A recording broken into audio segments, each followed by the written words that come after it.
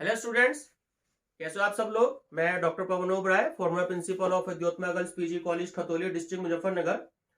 Students, मैंने इससे पहले जो वीडियो सॉल्व करी है बीकॉम फर्स्ट ईयर में और बीबीए में, जो आपका सब्जेक्ट होता है फर्स्ट सेमेस्टर या सेकंड सेमेस्टर में, बिजनेस स्टैटिस्टिक्स, तो मैंने उसमें डिस्पर्जन का चैप्टर स्टार्ट किया है।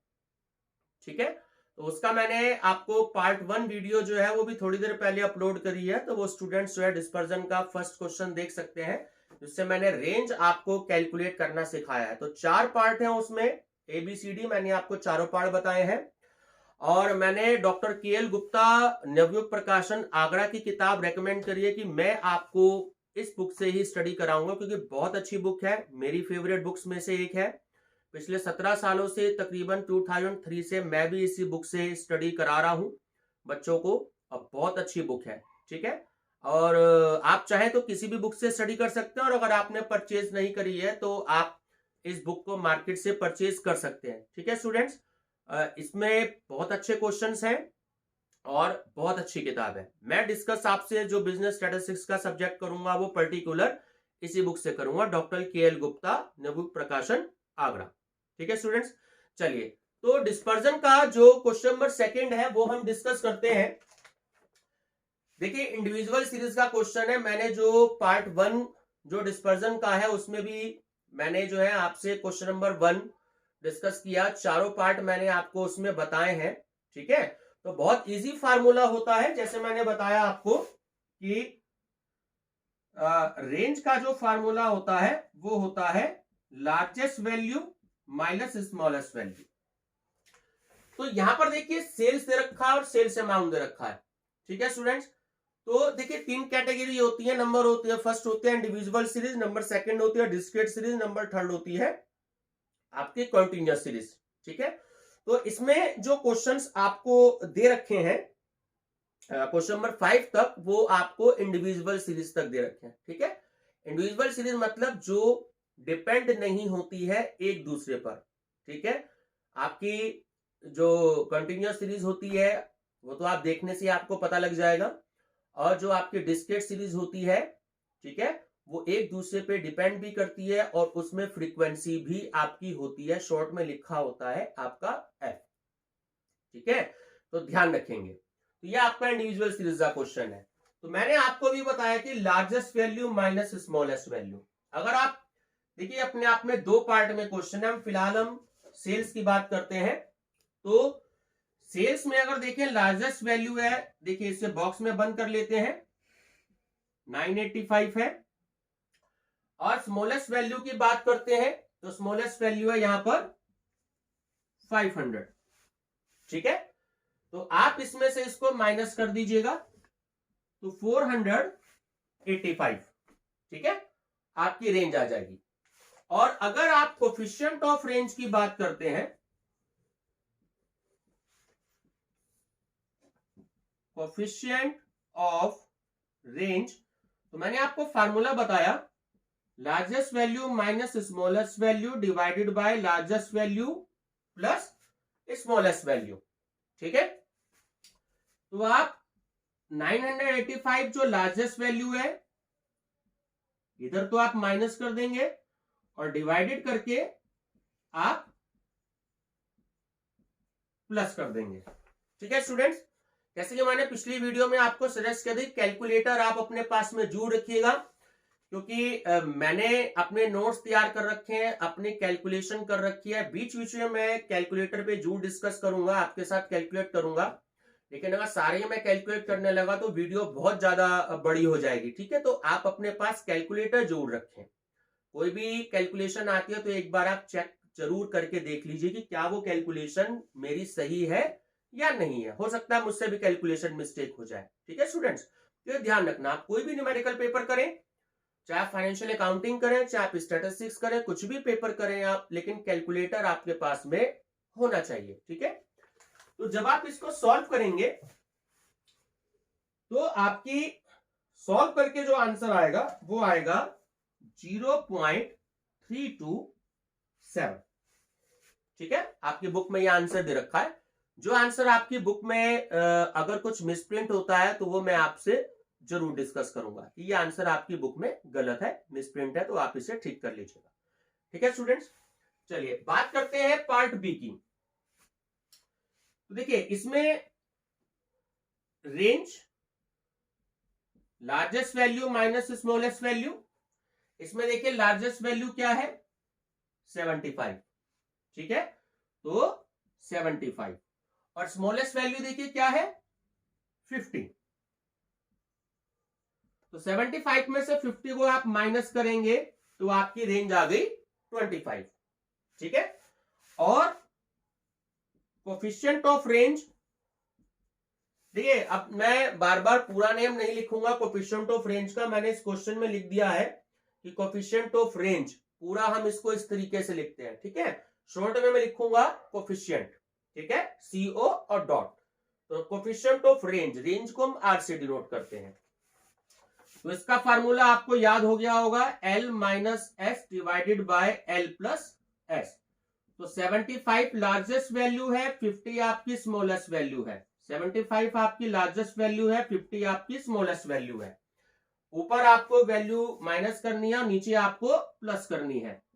तो माइनस करने पे आ जाएगा आपका 25 और प्लस करने पे आपका आ जाएगा 125।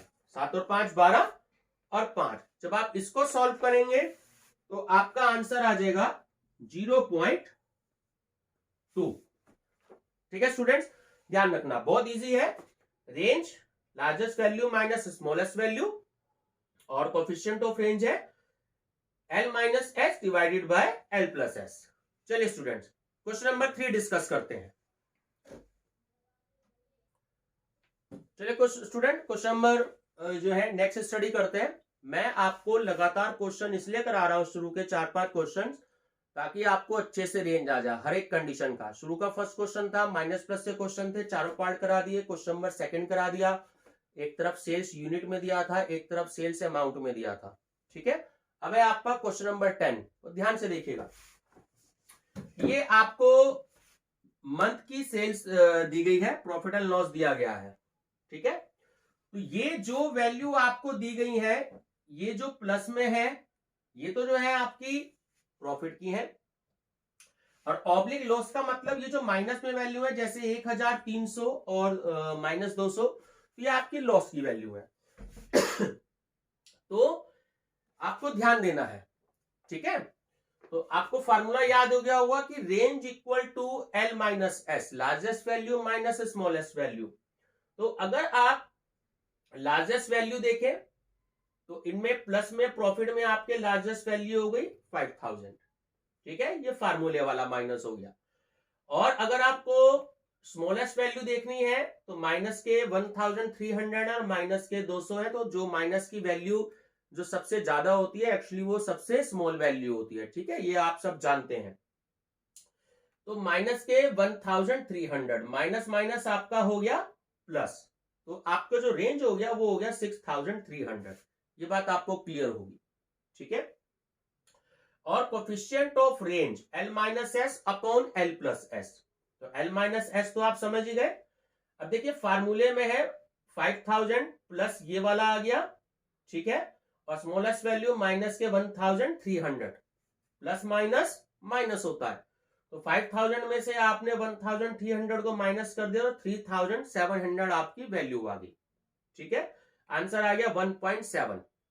तो जो मैंने आपको क्वेश्चन नंबर 1 बताया था कि कोफिशिएंट का आंसर 1 या 1 से ज्यादा नहीं आ सकता, लेकिन ध्यान रखिएगा केवल एक ही सिचुएशन ऐसी है कि जब आपकी जो नीचे वाली वैल्यू ज्यादा होती है, यानी कि L प्लस एस वाली वैल्यू अगर आपकी लार्जेस्ट स्मॉलेस्ट जा रही है, स्मॉलेस्ट जा रही है, तो ही आपका जो उसी कंडीशन में आपका जो कोफिशिएंट है वो वैल्यू 1 से ज्यादा जाती है, ठीक है, वरना ये 99% केसेस में ऐसा नहीं होता है, ठीक है। तो जनरली क्योंकि इसमें माइनस की वैल्यू दी गई है, माइनस प्लस माइनस होता है, तो इसलिए आपकी जो है ये कोफिशिएंट ऑफ रेंज 1 से ज्यादा जा रहा है, 1.7, ठीक है। चलिए अब क्वेश्चन नंबर 4, ये दो ग्रुप आपको दे रखे हैं।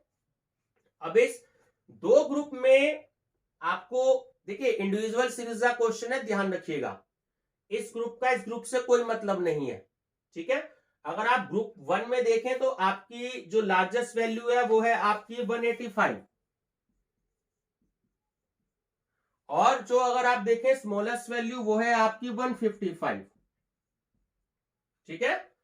अब 18 में से 15 गए 30, तो आपका आंसर आ गया रेंज का। ये बात क्लियर है। और सेम इसी तरीके से coefficient of range 185 minus 155 divided by 185 plus 155, ठीक है। तो जब आप इसको सॉल्व करेंगे तो आपका जो ग्रुप फर्स्ट का जो कोफिशिएंट ऑफ रेंज है वो आपका आ जाएगा 0.088, 0.088, ठीक है। चलिए ग्रुप सेकंड की बात करते हैं। अब ग्रुप सेकंड में आपकी जो लार्जेस्ट वैल्यू है वो है आपकी 195, और जो स्मॉलेस्ट वैल्यू है वो आपकी है 165, ठीक है।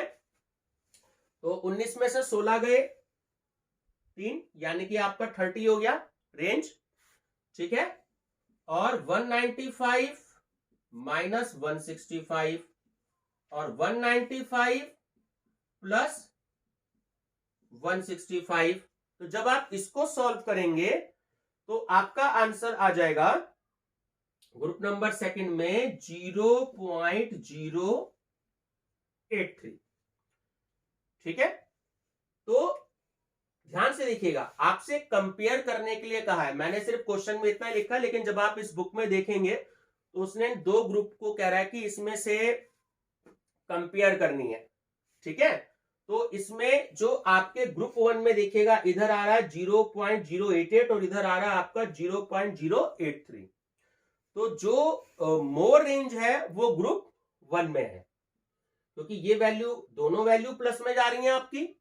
तो इसमें यहां पर 0.088 है और यहां पर 0.083 है, तो यहां वैल्यू आपकी ज्यादा है, हाईएस्ट है, तो इसलिए आपका ग्रुप 1 जो है वो मोर रेंज है। तो इसमें कमेंट आएगा मोर रेंज इन ग्रुप फर्स्ट, ठीक है।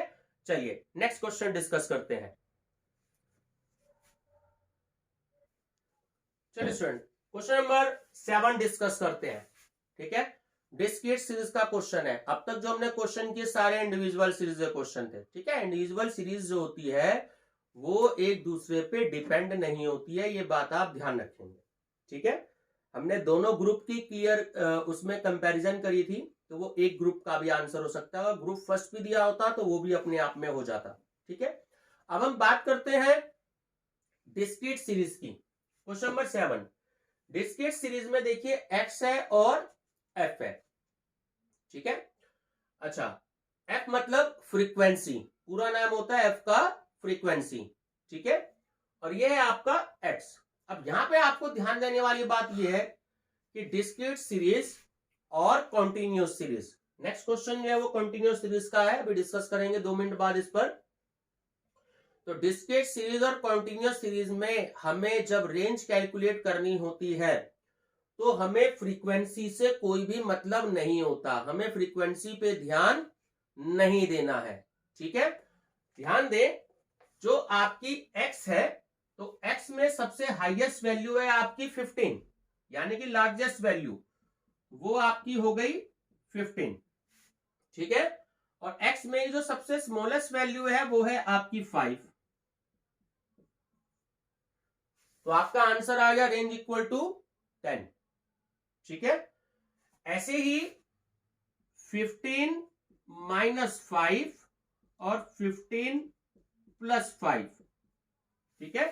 कोफिशिएंट ऑफ रेंज जो है वो अगर हमें कैलकुलेट करना है तो ध्यान से देखें, इधर हमने माइनस किया तो 10 आ गया और इधर हमने प्लस किया तो 20 आ गया, ठीक है। तो हमारा आंसर हो गया 0.0 आपका 5, ठीक है।